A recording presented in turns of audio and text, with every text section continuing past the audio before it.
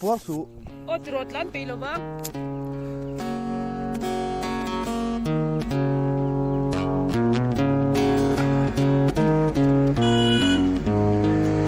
ar a ai alle heya pine kan dalam sur tan le to nai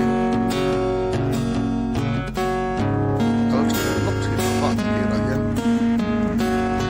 tan a he tan ron le sar he lan su le he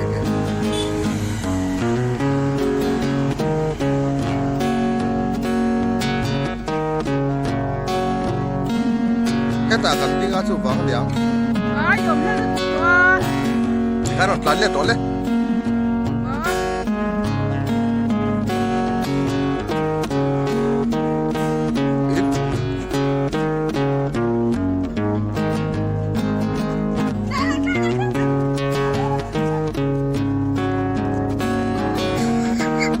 rớt lan lên, rớt lan lên, Lot lan de ro.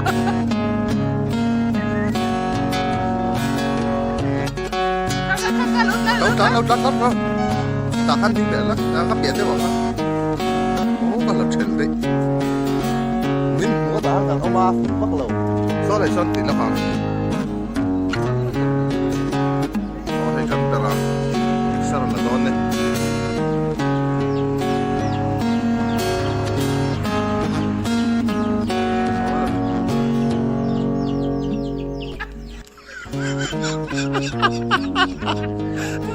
Lớp lan lên tàu là ô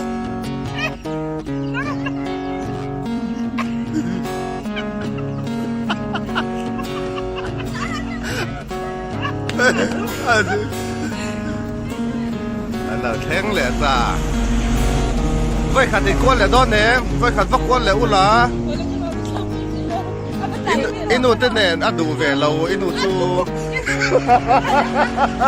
ngon rồi anh lên anh là lẹ đó nên tán lẹ đó phải nín đó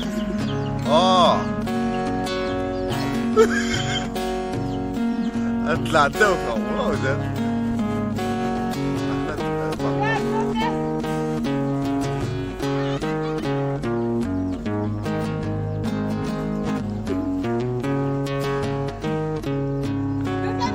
làm xây xịt chứ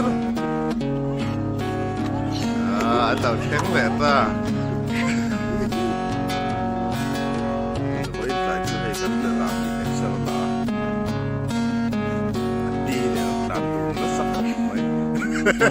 anh đi nó nghe suy giấu về không mấy anh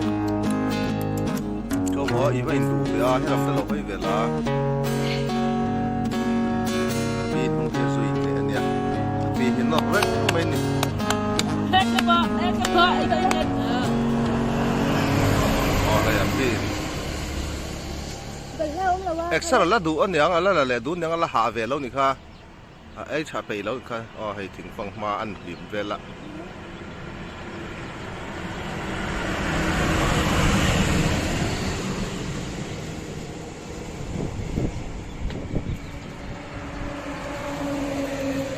mùi à chỉ không mà tạt tàu bọc lán chặt tàu vía bằng tu là chưa